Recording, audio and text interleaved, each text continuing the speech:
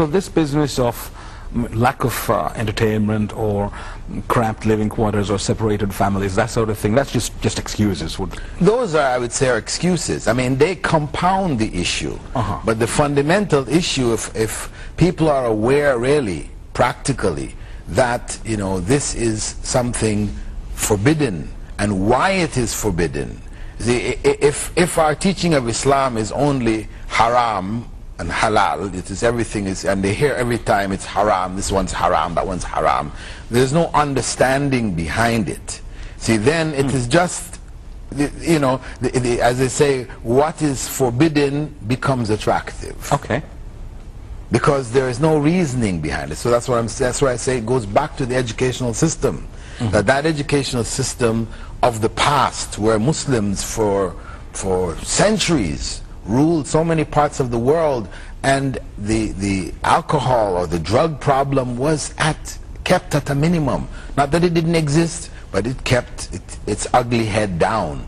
It didn't dominate those societies. Why? Because of the integration of Islamic knowledge with the secular knowledge, what we call secular knowledge or acquired knowledge, you know, in such a way that people didn't feel that separation between what is religious and what is secular. Right. So, and by the way, the questions that I might be asking my brother Bilal might be a bit controversial, but just for the purpose of enlightenment, why not? Brother, tell me, you've said that the drugs problem mostly would be created by lack of understanding in what we should, the strengthening of our faith. Do you have any solutions in mind? Well, the basic solution requires a revisiting of the educational system as it exists. You know, where educators have to be clear on what the goals of education are. You know, we have inherited a system from the colonial times, and this has been perpetuated without actually analysis from an Islamic perspective. So we need our educators here to re-look at this and look to see how we can bring values education back into place, you know, where moral messages are given in every class that is taught. You know, a relationship with Islam is there established, so the student doesn't feel any dichotomy between his Islam and worldly affairs, that it's all linked, you know. And in other words, this will have to start right at nursery or even primary school levels. Absolutely. I mean, we can't fool ourselves. This is, once this has been taken out, once this has been removed, then this is the impact. And this is what the West is facing. I mean, this drug problem is not unique to Maldives. I mean, let's go back to Western society. I mean, that's what they're observing on the television and in the media. Drugs have become a massive problem. You know? Do you sometimes have this strange feeling deep at the bottom of your stomach, a bit of your guts, that there are some people, vague figures out there, deliberately targeting us, almost marketing the drugs onto us? Do you sometimes have this feeling? Well, I don't doubt that, you know, there are elements who utilize the drugs as a means of controlling populations, you know, undermining societies, you know, for their own interests of control. I don't really spend too much time trying to figure out who it is, because, you know, these shady figures are shady. That's why they're shady. Exactly. You know?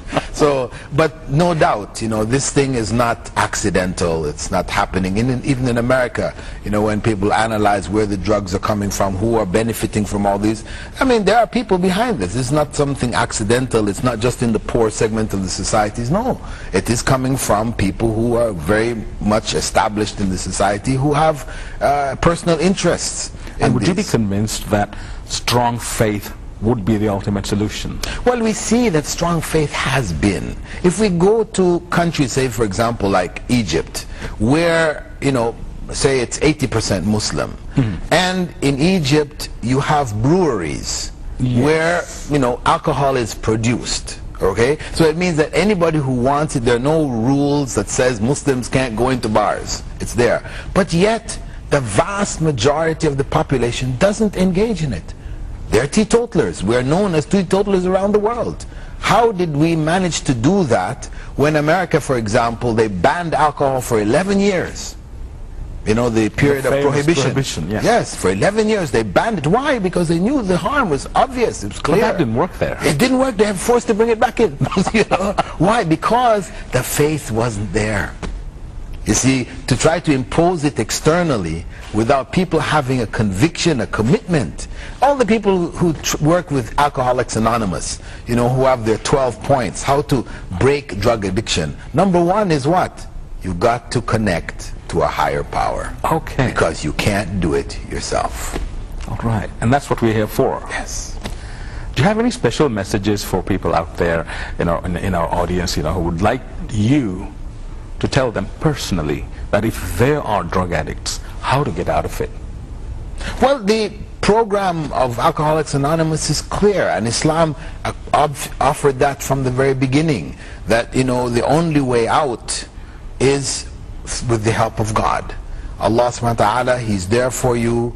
If you turn to Him sincerely and ask for His help, then He will help you, but you have to be sincere about it.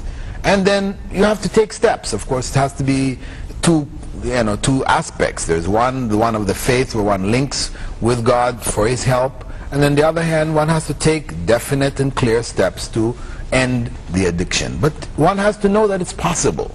You know, it's not, though one might feel that, you know, you can't give it up, etc., but you must know that God, Allah, has not prescribed or put you in any situation which you cannot handle. So you are capable.